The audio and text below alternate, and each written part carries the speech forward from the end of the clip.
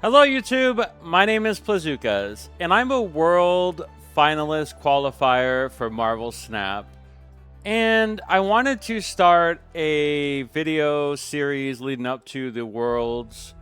And I wasn't sure if I was going to showcase decks that I was testing that I potentially could use.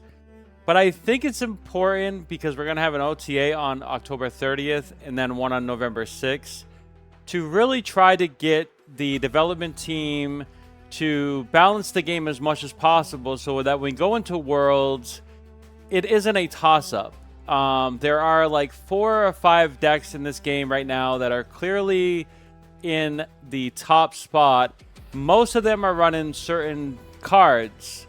And the one I'm going to talk about today, I actually think might be the most powerful card because of the tech inside this game is kind of limited, even though I don't mind that necessarily because I think tech is important to have, but it doesn't have to be priced at a, premium, which is what it used to be with Shang-Chi and other cards similar in vein. Now, can they still tweak that? Yes, and I think they will bring Shang-Chi down to 3. I think there will be an October 30th Halloween-themed OTA that people are going to be kind of upset about, but it's only going to last for a week, and they're going to do another OTA on the November 6th is my thought process for this game. They want to keep it flavorful, and obviously leading into Worlds, they want to try to balance it as well. So let me showcase this deck, which I actually think may not be like the best deck in the entire game because there's obviously clear examples of better decks. I actually think this might compete on a world finalist, and it's because of one card specifically that basically unlocks this deck. And there are other people that are using other cards that I am, but I felt like this for me is where I feel most comfortable. So let's just showcase this deck right now. I'm calling it Zombie Horde. It's not a really good name for it because it doesn't actually, get like super big zombies, but I couldn't think of a different name. So let's begin. We'll talk about it after we get done this matchup here, which is just a gold run of the... And it's really indicative of Worlds, so I wanted to showcase this. I want to let you guys know that I always snap on turn 1, and I do plan on doing that during Worlds, by the way. I always have in this game. I probably always will. I am playing Uatu. I think locations in this game are becoming more and more important than ever, and knowing exactly how to play around them is so important. I should probably play this here.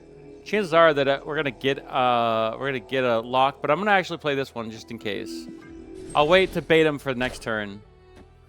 Now that I've seen Kitty Pryde, I don't know if he's gonna want to do Kitty Pryde twice, but maybe he will.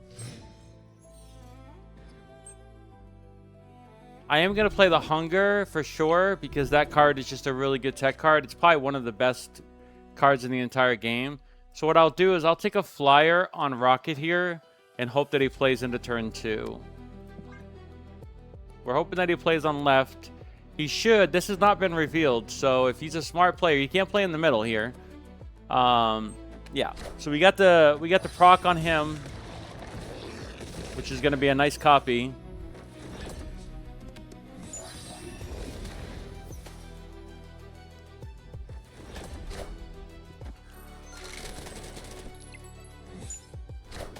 We kind of got some bad luck here on the right side because we're not going to be able to take advantage of this per se. There is a... I don't really have a card that's teched specifically for that. I just have to play with my best matchup here, which is going to be Werewolf By Night. And again, if we lose this particular matchup, it's not the biggest deal in Worlds. Cubes matter, but win percentage in going against higher level opponents based on rank and stuff is much more impactful from that perspective. So we have a Mr. Fantastic here.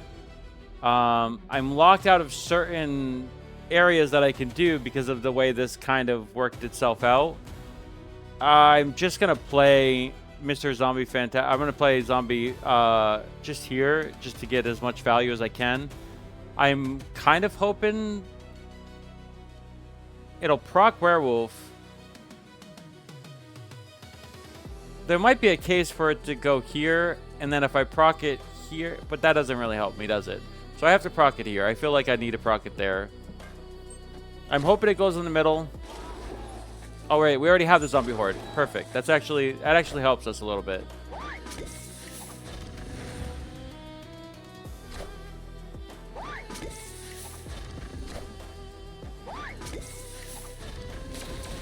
That's a pretty impressive number, but I still think we can out. I think we can out.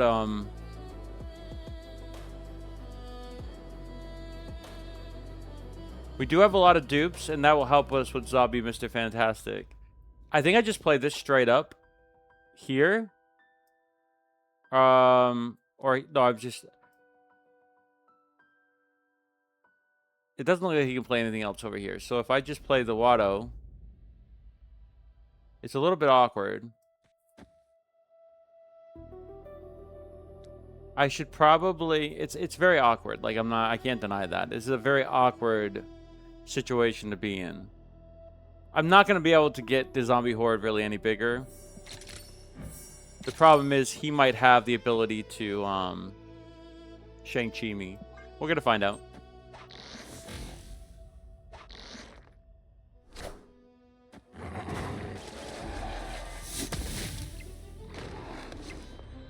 Okay, that time my Werewolf by Night did actually move, which sets us up for a nice amount of lanes. He's just trying to get as much power as he can.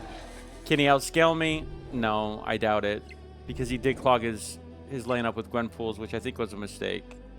I'm just going to play my highest power in this particular case, which will be my zombie Scarlet Witch. I should win.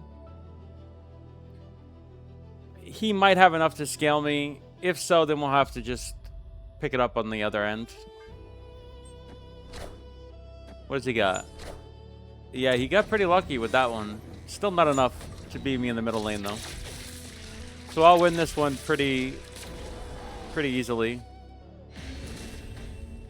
And this gets kind of confusing. And when I'm at Worlds, I'll have to be a little bit more focused. But ultimately, I won. He should concede. Normally, people don't like to play with 2 cubes left. I do, but most people don't. Especially not when you're dealing with this. But I don't know. He may not have a lot of gold, so. Or a lot of these tickets. Okay. Which is fine.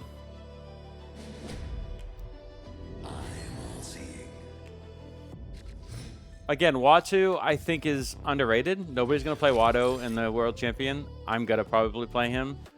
I'm not going to lie. We get a 6 cost reduction, and we get a Sanctum Sanctorum. So most people would play here. I'm actually just going to play here with my Nebula, and I'll lock him out if he doesn't he doesn't play on this lane. Obviously, if he has a move deck, it helps him. And that's something that I'm trying to figure out if I'm going to bring in Mercury or not, but I just didn't feel like I had enough power without Zombie Mr. Fantastic, so I brought him in, which was in place, or which was... which replaced Mercury. Because I had Mercury in the deck. Because I do think move is going to be an issue in Worlds. I really do. I think Nebula on this lane is fine. He might contest it now because he knows. Or he suggests that he wants to take a risk with me. So maybe I should play Merlin over here as well. I don't really need to pull anything from his hand. So we're fine. We'll just play. And he's just going to play Kitty, which he's not going to be able to play next turn. He's going to get locked out. Might concede. Again, this is the benefit of having something like Uatu, which does obviously affect your... I'm just going to play this in the middle so I can proc Werewolf by Night. But it does affect, you know, your curve. But at the same time, with this particular deck, it doesn't affect it too much because you're already playing 1-cost cards. You normally play the Hood, right? I'm just using Uatu instead of the Hood. That's the distinction. That's the difference. I think Quake, again, another location manipulator. There's going to be things that the Uatu is not going to be able to, unfortunately, deal with. And if you get a Quake early on turn 2, it could be the difference as well. And so I want to make those kind of adjustments when I can. See, right now, I could change the game and lock him out on left, but I don't know if I have enough of my brain to do that. Replace the location with the new one. I could just do this and give Merlin a lot more power, and while also proccing my zombie witch. This is gonna proc multiple times. Again, I think Merlin is one of the most broken cards in the entire game. The ability to polymorph, the ability to change locations, yes, it can affect you, but I don't know if these need to be increased by 2. I don't know if he needs to be increased by another point to give him some competition in the 3 slot. But as is, Merlin cannot stay the same when worlds start because he's too good. And I know this is coming from someone that, you know, understands the current, you know, issue with the game with tech. There's not enough tech, and so Merlin does provide that agency for the player, and I think that's important. But he's just too good. He's too good. And yes, he does obviously scale well with very highly skilled, highly competitive players, and that is a good thing to have in the game. But I do think that he's just been tuned, you know, too good. A part of me says that I can probably face these people straight up. So I'm actually thinking about... The problem is it's a little bit awkward here, right? I have to play here.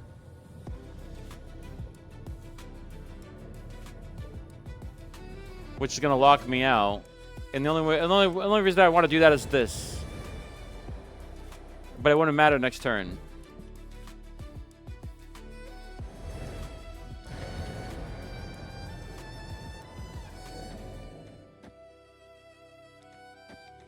So I do this.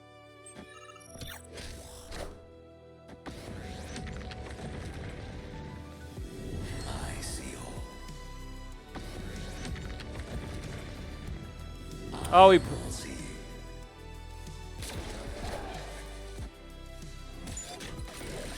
Oh, I didn't realize we changed it to Karmatage.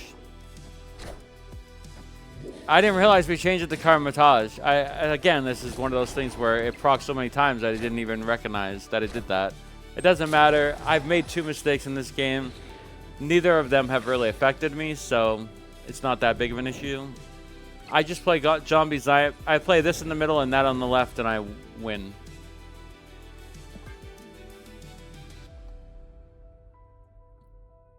I made 2 mistakes this game. You know, it didn't really matter that I did that with Quake. It's just a matter of having some extra points on the battlefield.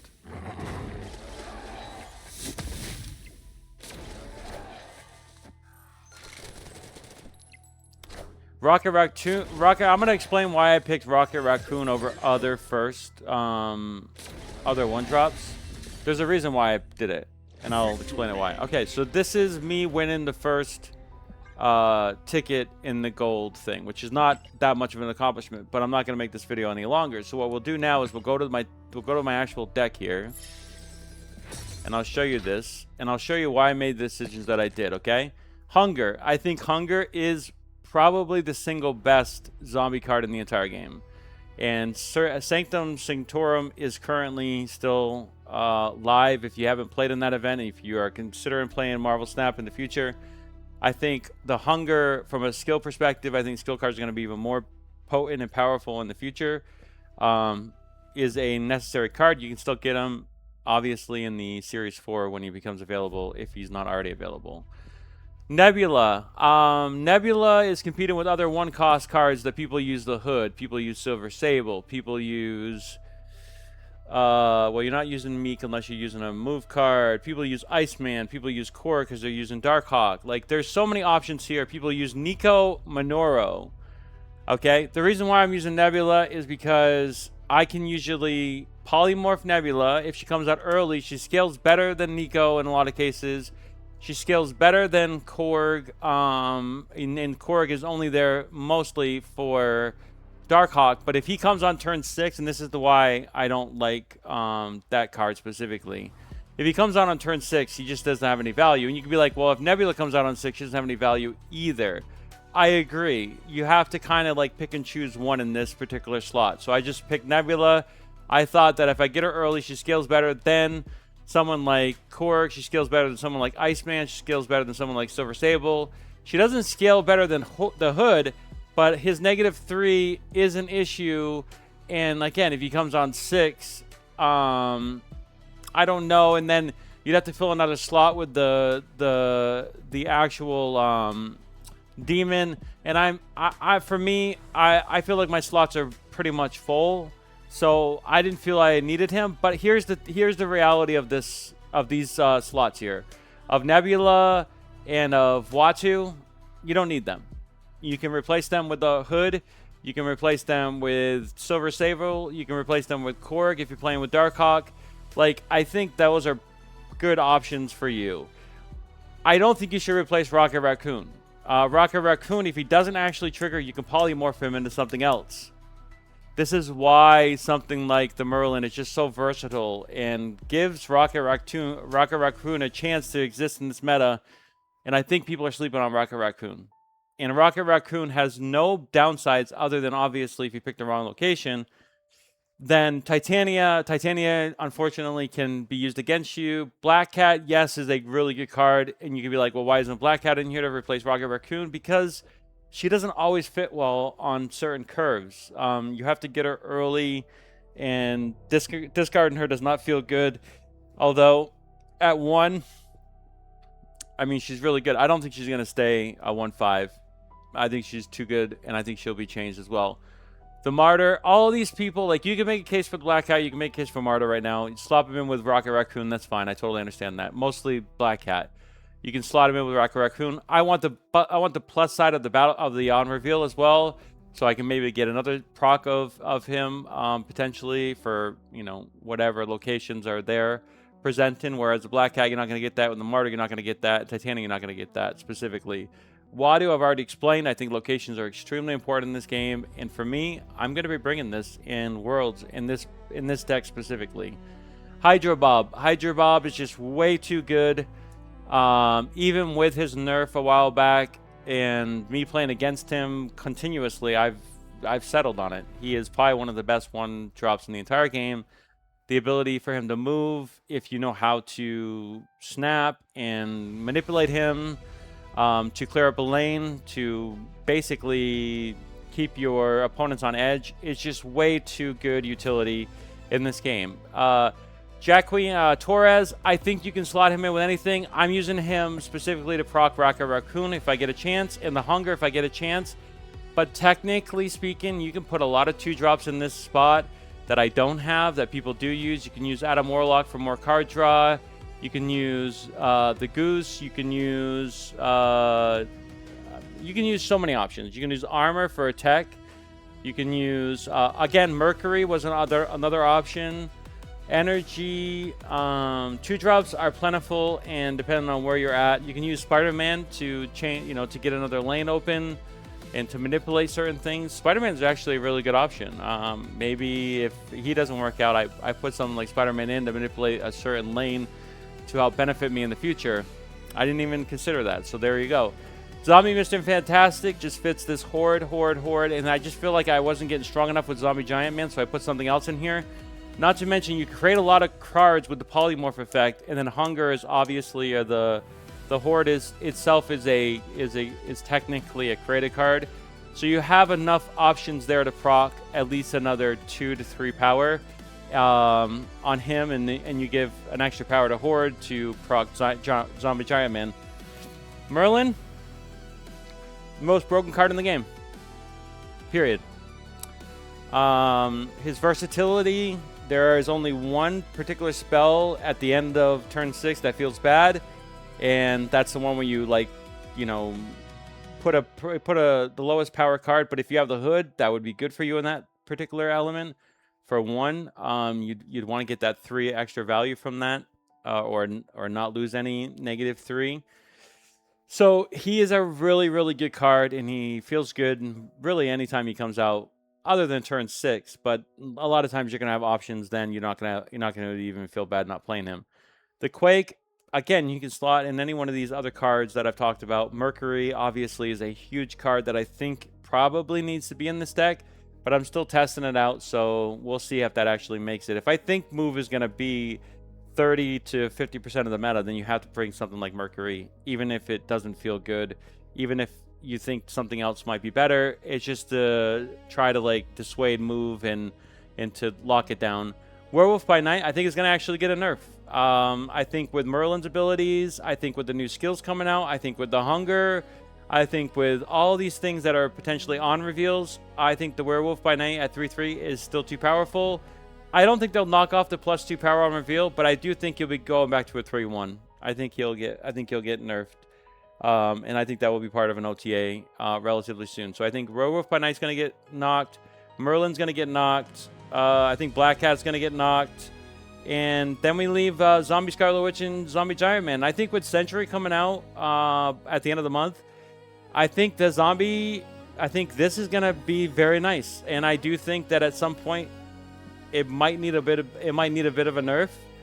It won't get a nerf probably for the next 30 days. It will definitely be viable for Worlds, and I think it might be competitive. It's right there on tier 1. It's like so close. It's on the top of tier 2, and I think by the time we get to Worlds, it is going to be a tier 1 deck that is going to be able to be competitive.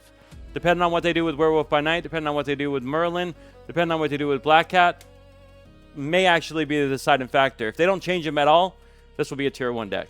My name is Bazookas. I'm going to see you at Worlds. Bye for now.